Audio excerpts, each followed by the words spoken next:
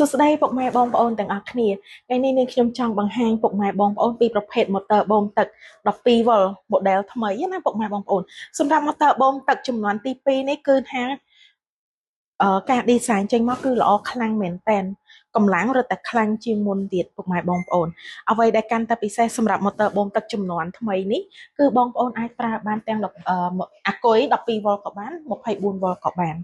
អញ្ចឹងយើងអាចមើលបានសម្រាប់ការប្រើប្រាស់របស់វាគឺងាយស្រួលខ្លាំងគ្រាន់នេះវាមានភ្ជាប់ជាមួយនឹងខ្សែបូកដករបស់វាណាពុកម៉ែបងប្អូនអញ្ចឹងយើងតទៅជាមួយនឹងអាគុយមកហើយតមកបើកយើងមានកន្លែងសម្រាប់អឺកំណត់កម្លាំងខ្លាំងឬមួយក៏ខ្សោយទៅតាមនឹងយើងអាចកំណត់បានទៀតពុកម៉ែបងប្អូនអញ្ចឹងសម្រាប់ motor នេះមុខចេញចូល49ដែលវាអាចបូមទៅលើទឹកម្ដងបានជម្រៅ4 ម៉ែត្រហើយតកតងជាមួយនឹងការបូមទៅលើទឹកស្រះឬមួយក៏ទឹកព្រែករបស់ពុកម៉ែបងប្អូនគឺបានជម្រៅ8 ម៉ែត្រណាហើយនឹងកម្លាំងជំរុញទឹករបស់វាគឺបាន100 ម៉ែត្រអញ្ចឹងសម្រាប់ពុកម៉ែបងប្អូនដែលមានតម្រូវការតកតងជាមួយនឹងmotor បូមទឹកខ្នាតតូច12 V ដែលប្រើជាមួយនឹងអាគុយនេះអាចទំនាក់ទំនងមកកាន់ page Water Pro ពួកយើងក៏ដូចជា